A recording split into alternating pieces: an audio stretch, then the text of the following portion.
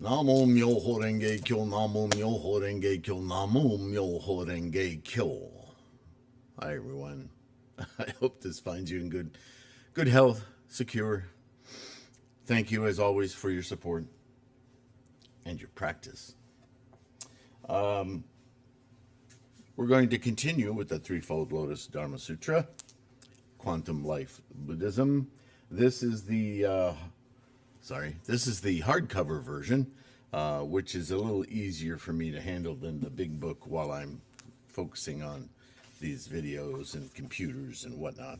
So I'm going to start reading from it. They are the same content, they're just in a different format.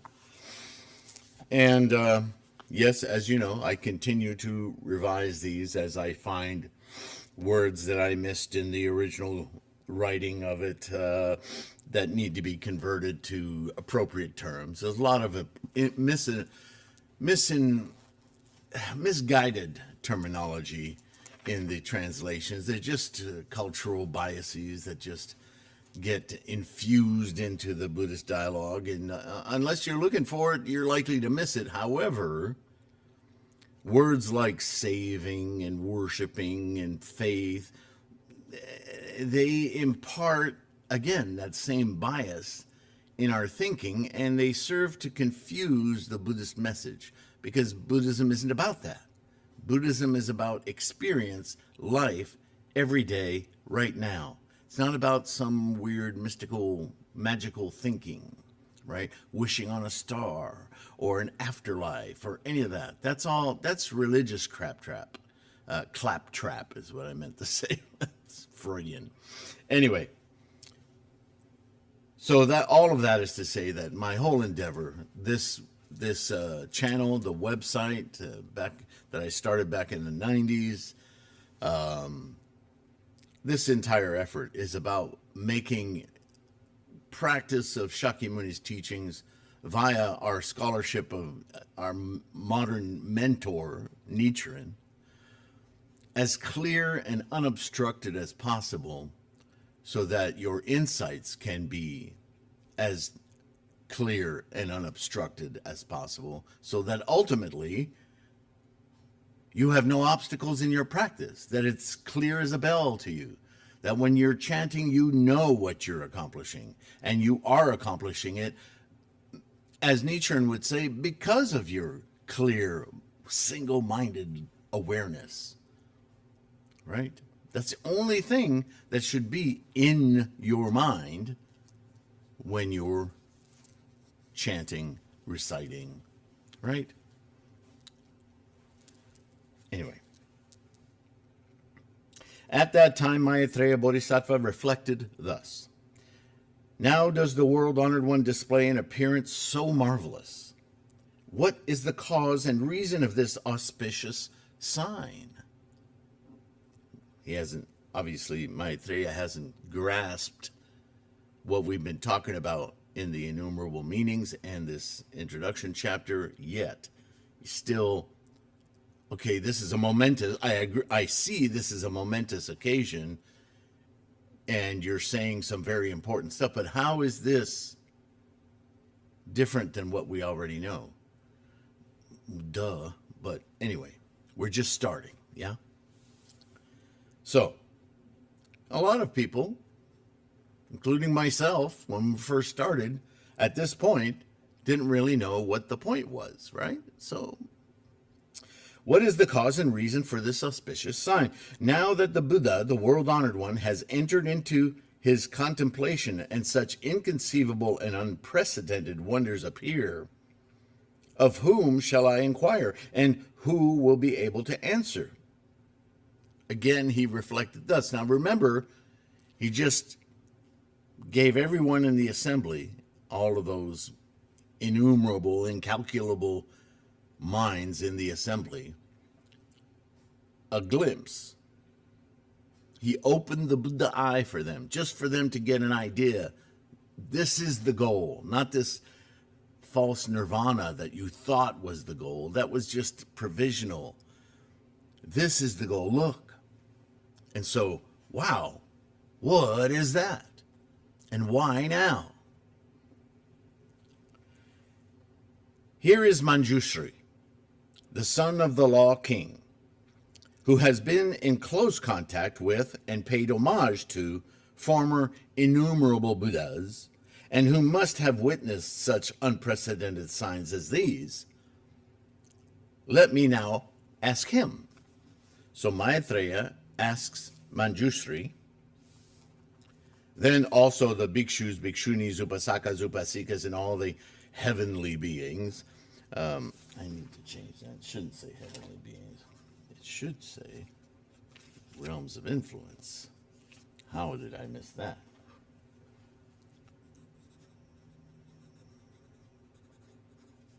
We don't have heaven in Buddhism. See, I keep finding things. I thought I got all of that, but I guess I didn't. Dragons and other spirits reflected thus. Of whom shall we now inquire concerning this shining spiritual sign of the Buddha? Then Maitreya, Bodhisattva, desiring to resolve his own doubts, and observing the thoughts arising in all the assembly of the four groups, the fourfold assembly, right? The bhikshus, bhikshunis, monks and nuns, upasakas, upasikas, laymen and laywomen, all monks as well, but still in the classifications of 2,700 years ago. As well as all the heavenly, the realms of influence, and dragons, other spirits, so on, inquired of Manjushri, because Shakyamuni is in deep samadhi at this moment, yes? Considering, no doubt, the teaching he's about to lay down. What are the cause and reason of this auspicious and spiritual sign shedding so great a luminous ray, lighting up the 18,000 eastern lands, revealing in detail the splendor of those Buddha realms? And I have an annotation here. It says, the emanation of the light from the Buddha's head, from the tuft of white hairs between his brows, sometimes referred to as the third eye, or from the top knot atop his head, we haven't gotten to that part yet, but we will, is a device used in these discussions on the abilities and powers of the sentient and enlightened minds to radiate perfect clarity of all realms. Remember I've often said, as we enlighten our minds, we radiate the effects of that enlightenment into our environment because we're one and the same, and therefore others can sense it without knowing what it is, and that's part of what attracts them to us for further knowledge. Yeah. So even that is the importance of the Bodhisattva life. Going on here, said more plainly, like a flashlight in a dark attic, it is used to indicate the Buddha's penetrating perception for all realities. In this example, Shakyamuni shares a moment of Buddha-ness with the assembly to give them some inkling of the experience of Buddha, enlightenment, to be attained with proper effort and resolve in practice. Yeah. So, continuing on. Thereupon Maitreya Bodhisattva, desiring to announce this meaning over again, inquired thus in verse. Manjushri, why does our master, from the white hair between his eyebrows, universally radiate so great a ray? The rain of Mandarava and Manjushaka flowers and fragrant breezes of sandal delight our every heart. By reason of this, all the earth is replete with splendor, with this whole world shakes in 6 different ways. At this moment, the 4 groups are all full of joy, glad in body and in mind, to obtain a sign so unprecedented. The ray between his brows illuminates the eastern quarter of the 18,000 lands, coloring them all with gold. You see, this is the shift of perception that happens when you penetrate the moment-to-moment awareness of the engine of life, Buddha-ness. From the Avicii hell up to the summit of all existence, the dwellers in all the worlds, the living beings in their 6 states, the progress of those being born and of the dying, their good and deluded and malicious karma and environment, the repercussions, good or deluded and malicious, I see them all from here. I see also the Buddhas, the revered masters, the lions, expounding the sutra a priori and supreme. Their voices clear and pure send forth softly sounding tones, teaching the bodhisattvas in numberless myriad kotis. Their profound voices, deep and a priori, cause men to rejoice in hearing. Each in its own world, proclaiming the good law by various reasonings, and innumerable illustrations, reveals the Buddha law and opens the understanding of all creatures. There's that innumerable again, yeah? If any have met with distress and are weary of age, disease, and death, for these they announce nirvana, to bring to an end all distresses. Right? It's just more repetition of the Four Noble Truths, isn't it? Is it so different?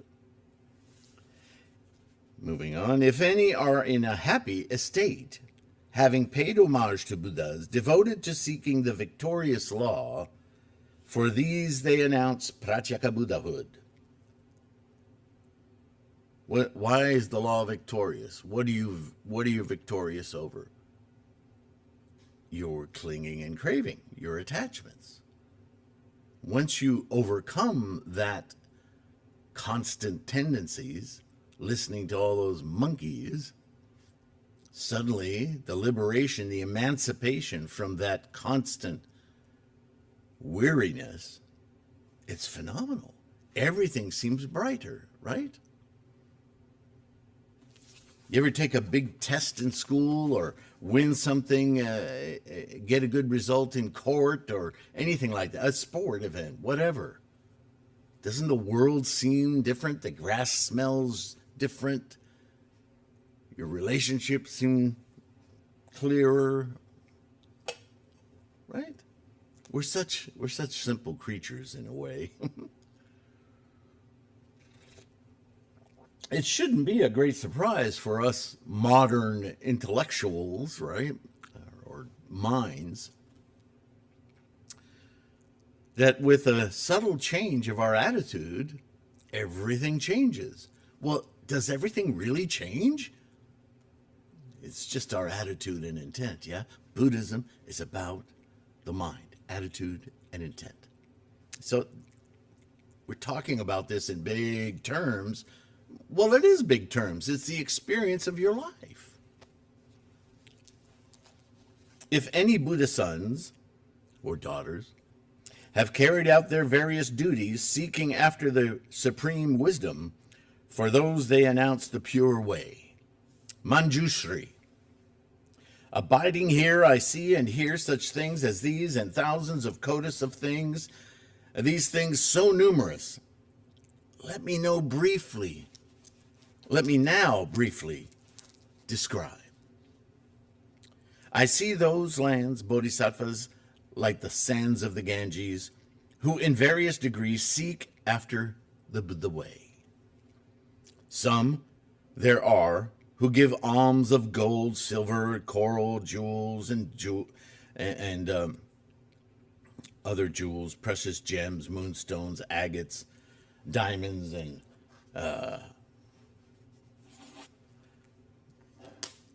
precious stones, male and female slaves, carriages and animals to ride, wagons and litters, gem adorned. Well, obviously, with slaves. This was a long, long time ago, okay? Servants, I think we might say, to be kind. They give all these alms with joy. So in other words, those who have wealth and opportunity share it to support the monks, yes? Who give precious 4-horse carriages with railed seats and ornate covers and other adorned vehicles as alms. Still, it's almost annoying how materialistic this is, right? So you can see the mindset of these bodhisattvas, as accomplished and educated as they are, still resorting to materialistic definitions of almsgiving, yeah? Also, I see bodhisattvas who give their own flesh, hands, and feet, and their wives and children as alms to seek after the supreme way. Really? Well, you could say that somebody who, as we've already read, foregoes the household life and leaves to sojourn as a monk in the community of monks, the Sangha. So Sangha is different now, but back then there was a relinquishing of one's family duties to pursue enlightenment, right? That's sort of a giving of.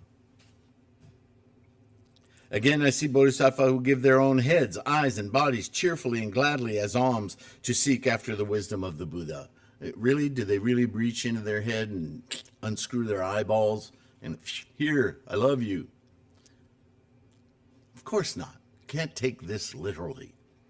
It's about a level of determination, a level of commitment, confidence, resolve. Yeah, that's what we're talking about here. In fact, I have a note here. Much is made of the pleasure-seeking humans working incessantly to the satisfaction of the skandhas. Right? We got to pleasure those senses, eyes, ears, tongue, taste, right? Sensations. This is the earthly desires as captured through the five senses of vision, sound, taste, smell, and touch. These lists of offerings are therefore a statement of release or a revulsion from those tendencies, replaced by a devout attention to the teachings of the mind of Buddha. Found another typo. Wow. Finding a bunch today. Manjushri. I see many kings who go to visit the Buddhas to ask about the supreme way and then abandon their pleasant lands, palaces, ministers, and concubines, and shaving beard and hair, put on the robes of the law. By the way, if you didn't know what shaving the hair, beard, all of that, it has many subtle meanings, but the general meaning is simply being another attachment, not worrying about one's appearance, not contorting one's, because for men and women, hair is a great aesthetic thing, and usually aesthetic ultimately for the purposes of sex, attractiveness, mates, procreating, right? And if we haven't learned anything yet about Buddhism, this is one of the fundamental things that had to be railed against in order to get the monkeys out of our minds. Because whether you admit it or not, we are procreative beings. The species wouldn't exist without it, without that drive, yes? So if you're going to get to the center of your mind of Buddha, then one of the strongest attachments we have is with this physical body identification. And how do we hone that identification? Through our possessions and our aesthetics. So shave your head, take all your facial hair off, be naked, as it were, as just a being, would be a logical first step to reinforce that you're doing this daily, right? Now, I don't follow that, as you've seen,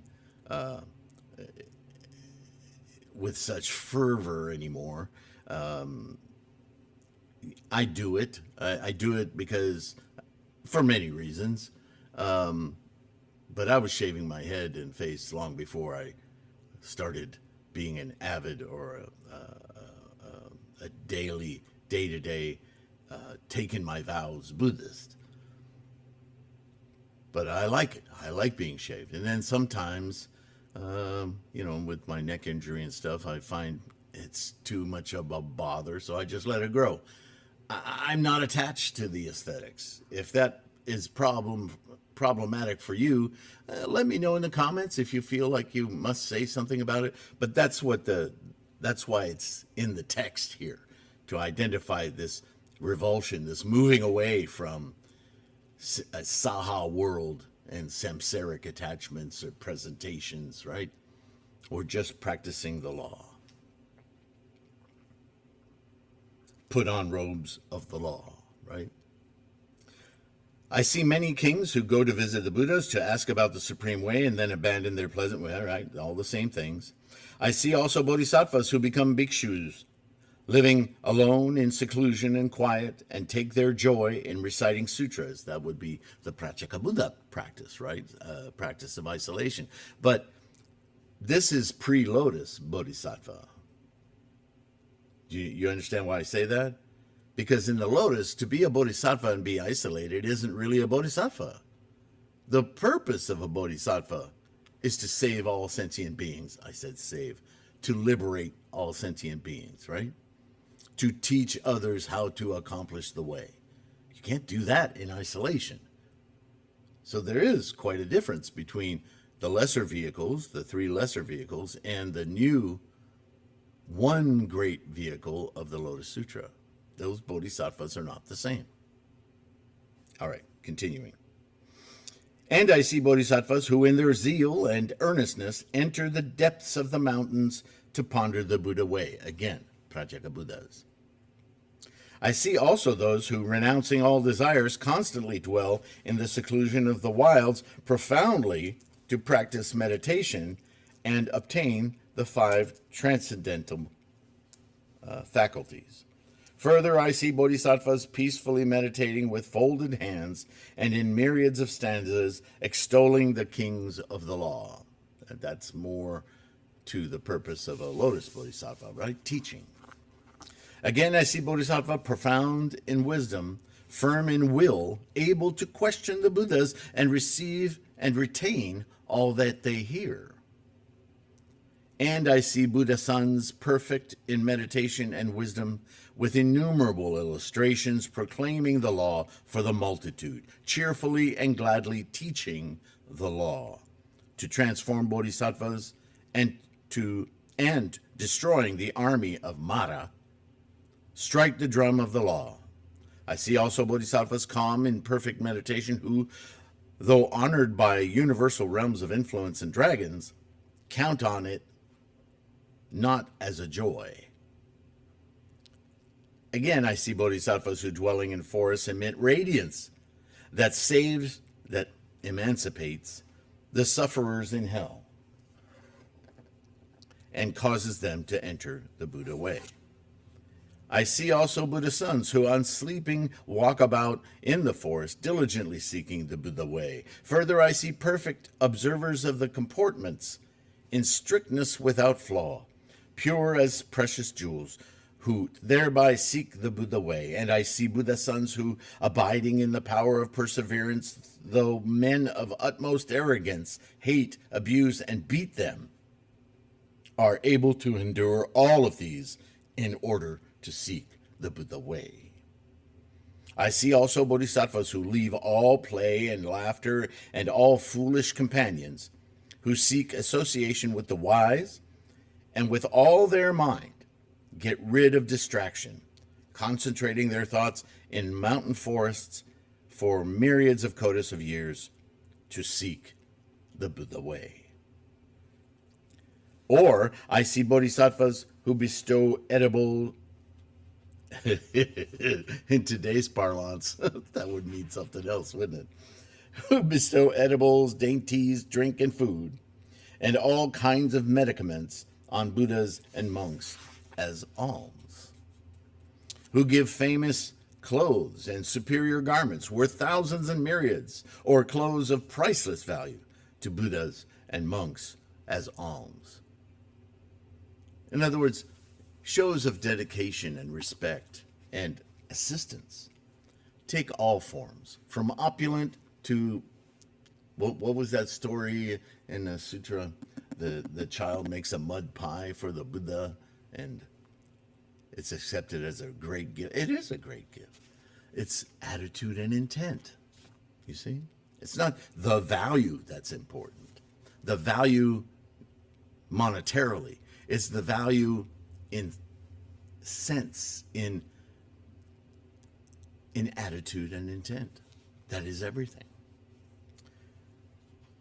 Who give myriad of coats of kinds of precious buildings built of sandalwood, with all sorts of wonderful bed furniture to Buddhas and monks as alms, who give immaculate gardens abounding with flowers and fruits, with flowing springs and bathing pools to Buddhas and monks as alms. How does he see all of this, by the way?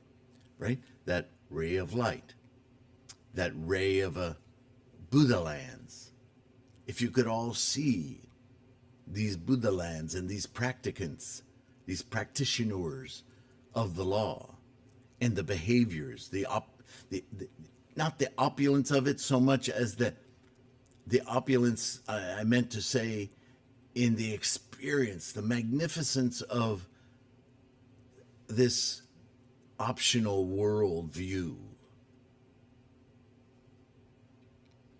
Who give alms like these, every kind, most wonderful, joyfully, without grudging. Oh gosh, I gotta give this. No, that's not the spirit, the attitude and intent. Seeking after the supreme way. Always, every step taken here is to attain Buddhahood. What else is there? Everything else is just the Saha world. And that's cool and all. We need that. The whole roller coaster of life, very important, because it is that very roller coaster that lets us experience karma, the engine of life. What we do with it, how we experience it, attitude and intent about it, is everything. It's everything. It's our purpose, if you need to call it out for a purpose.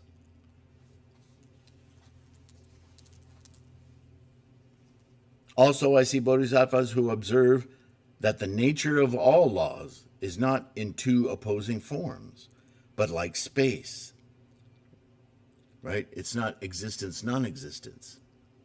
Those are words to try to identify something in the middle, something happening, not happened or going to happen, not clinging or craving. Right here, happening now. Don't call it living in the now, because that's already over.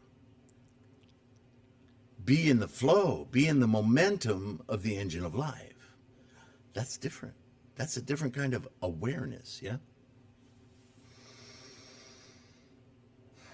Manjushri. There are also bodhisattvas who, after the extinction of Buddhas, pay homage to their relics.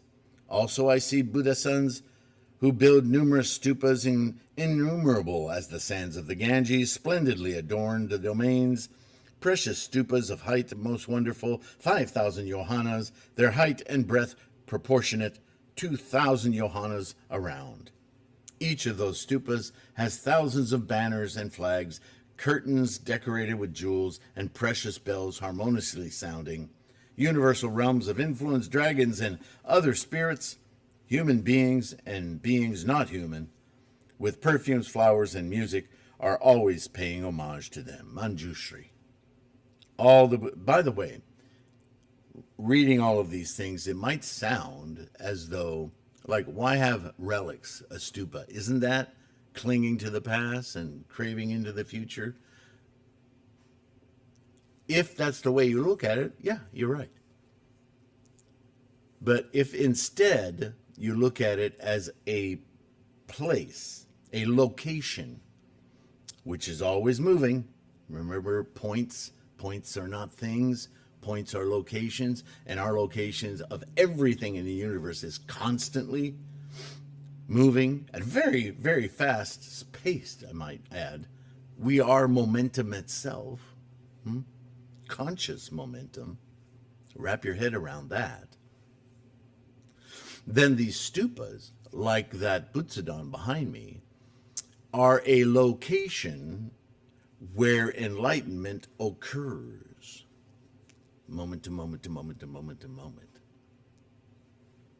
You see the paradigm shift? The paradigm shift is in every moment.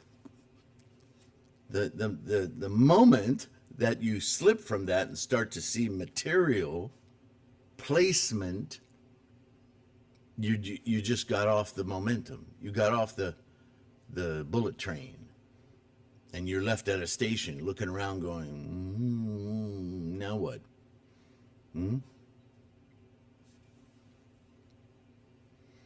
All the Buddha sons, for revering the relics, so splendidly adorned the stupas, that all the domains are thereby made extraordinarily wonderful and fine, like the king of celestial trees in full bloom.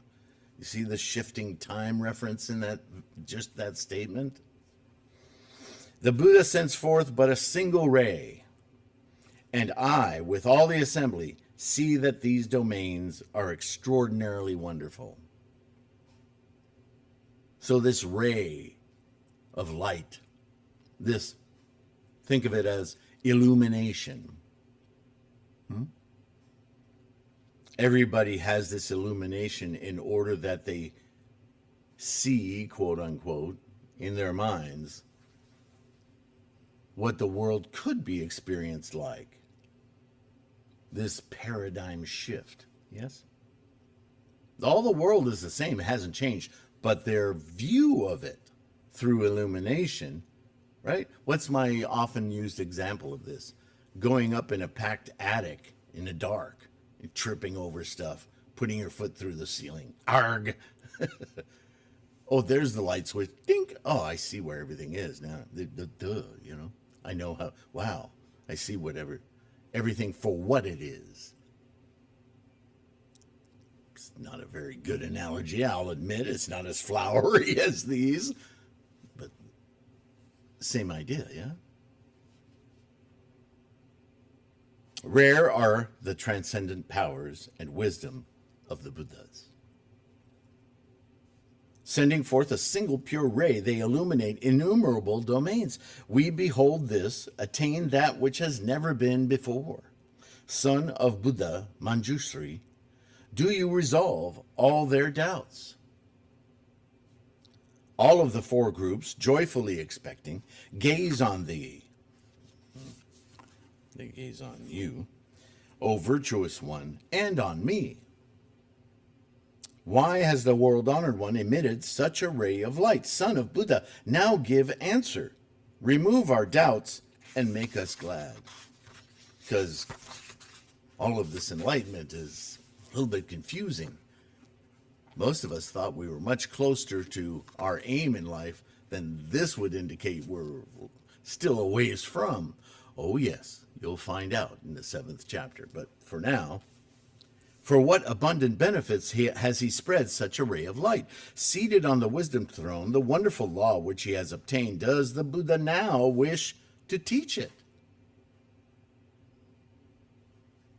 Is he now going to prophecy? He shows us all of the Buddha lands, ornate and pure with precious things, and we see the Buddhas there.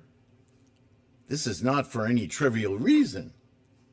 No, Manjushri, all the four groups, the dragons and spirits, are gazing on and questioning you as to what you will say. Okay, so at that time, Manjushri spoke to Maitreya Bodhisattva, Mahasattva, and all the other leaders. Should I start into it now or wait till the next video? We'll go a little ways, because that was quite a build-up, wasn't it? All good sons and daughters, Manjushri says. According to my consideration, the Buddha, the world-honored one, is now intending to teach the great law, to pour the rain of the great law, to blow the conch of the great law, to beat the drum of the great law, and to expound the meaning of the great law. That's why he's in samadhi right now. All you good sons and daughters, whenever from any of the former Buddhas I have seen this auspice, after emitting such a ray, they have thereupon taught the great law. Because of this, know you that now the Buddha, having displayed this ray, in like manner intends to cause all creatures to hear and know the law, which all the worlds will find hard to accept. That is why he displays this auspicious sign. Because if he didn't give you a taste of it, you'd probably stop listening. Because you wouldn't think yourself capable of such a thing. But now I've given you a glimpse. You are capable. Look, you can see it. So now let me tell you how to establish that. All good sons and daughters in time of long ago, infinite, boundless, inconceivable asamkaya, kalpas ago, there then was a Buddha styled Sun, Moon, Light, Tathagata, revered, all-wise, perfectly enlightened in conduct, well-departed, understander of the world's peerless leader, controller, teacher of universal realms of influence and men, Buddha, world-honored one. He proclaimed the right law, which is good at its commencement, good in its middle, and good at the end, which is profound in its meaning, subtle in its terms, pure and adulterated, perfect, flawless, and noble in practice. For those who sought to be Shravakas, he taught response to the law of the Four Noble Truths. For the ceasing of cravings and clinging, of birth, old age, disease, and death, and finally leading to nirvana. For those who sought Pratyeka Buddhahood, he taught response to the law of the 12 causes, the 12-linked causal chain, or Nidana, right? For the Bodhisattvas, he taught response to the 6 paramitas. That's the 3 vehicles Bodhisattvas, not the Lotus Bodhisattvas. To cause them to attain perfect enlightenment and to accomplish perfect knowledge. Remember perfection of wisdom? Next, again, there was a Buddha, also named Sun, Moon, Light, and again a Buddha, also named Sun, Moon, Light. And in like manner, there were 20,000 Buddhas, all bearing the same name, Sun, Moon, Light, and the same surname, Bharadvaja.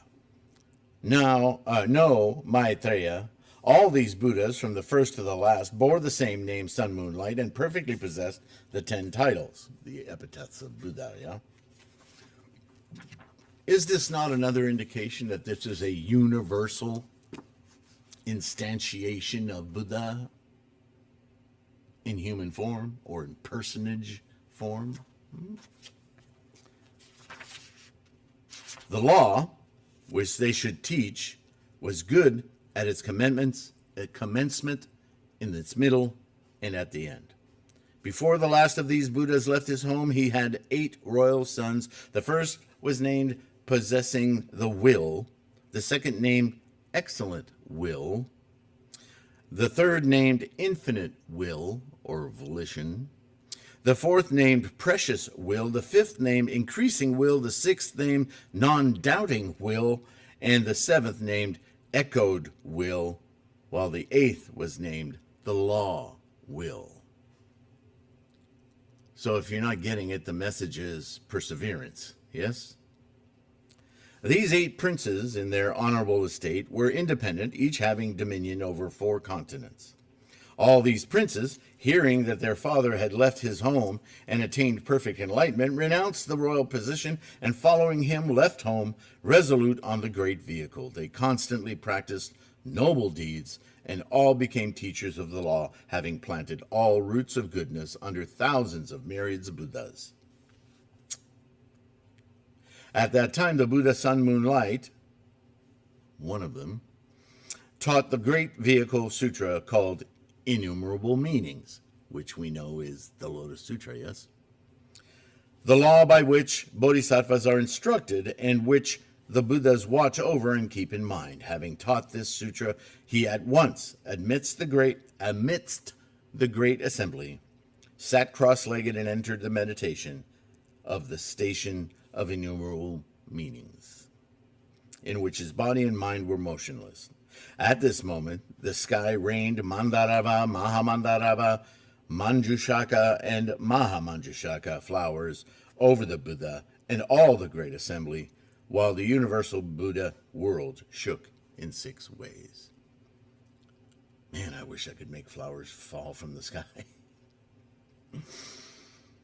Then, in the congregation, bhikshus, bhikshunis, upasakas, upasikas, universal realms of influence, dragons, yakshas, gandharas, you know the whole list, wheel-rolling kings, all of this assembly obtained that which had never been before, with joy and folded hands, and with one mind looked up to Shakyamuni Buddha, or the Buddha.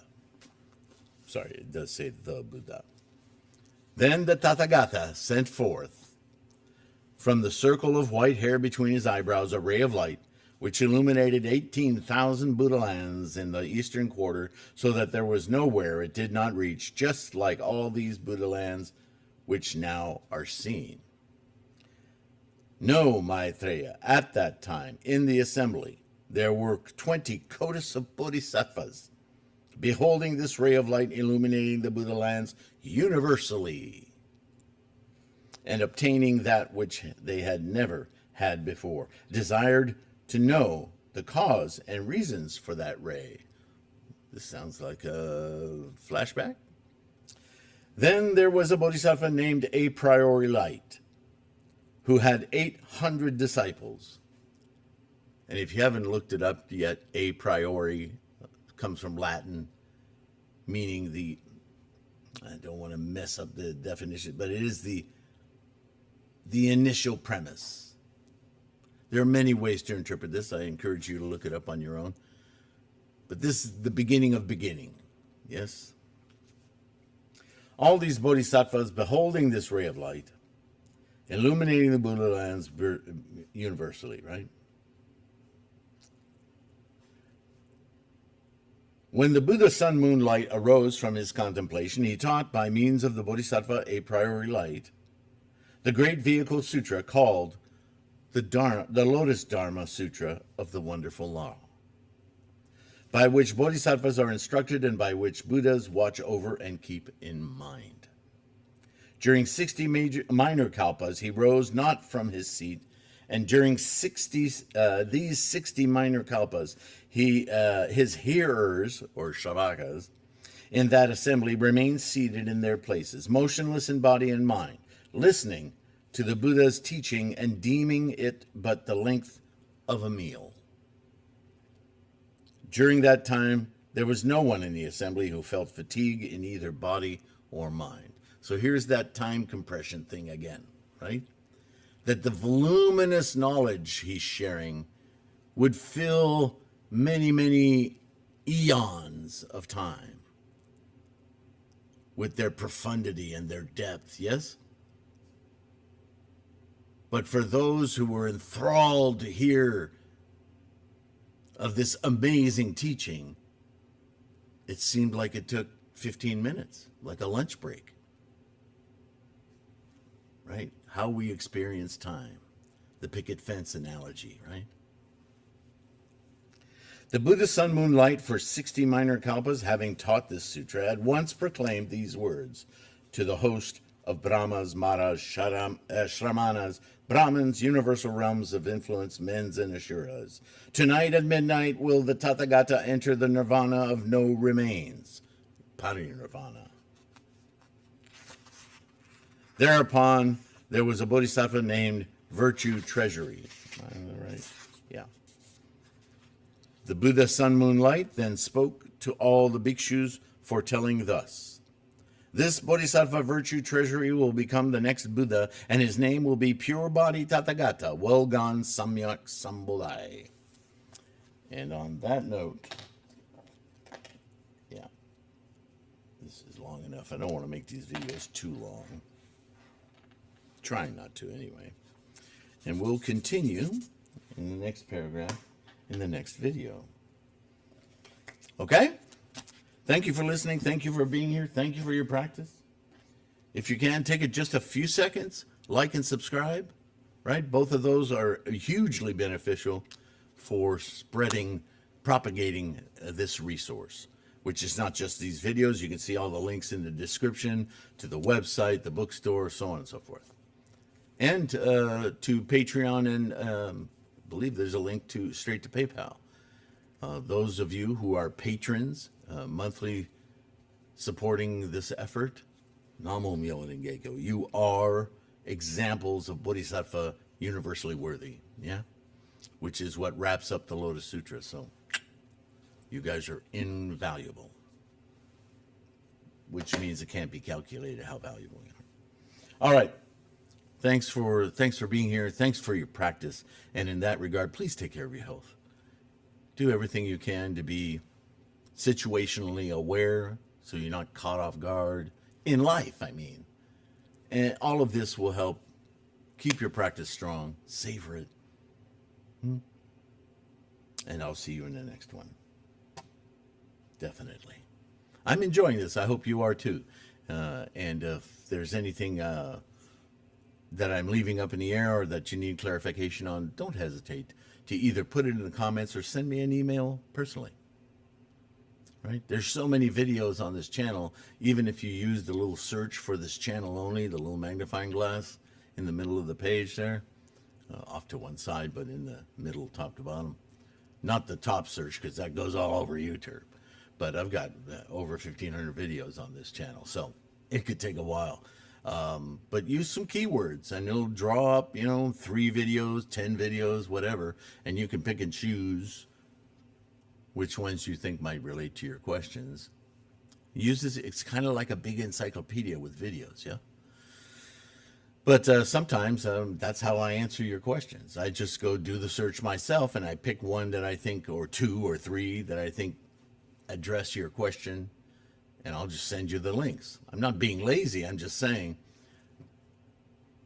I can give you a link to information that's specific to what you're asking without having to reinvent the wheel, right? And to help you navigate this resource. Don't forget about the website. All right, I've said enough. Bye for now.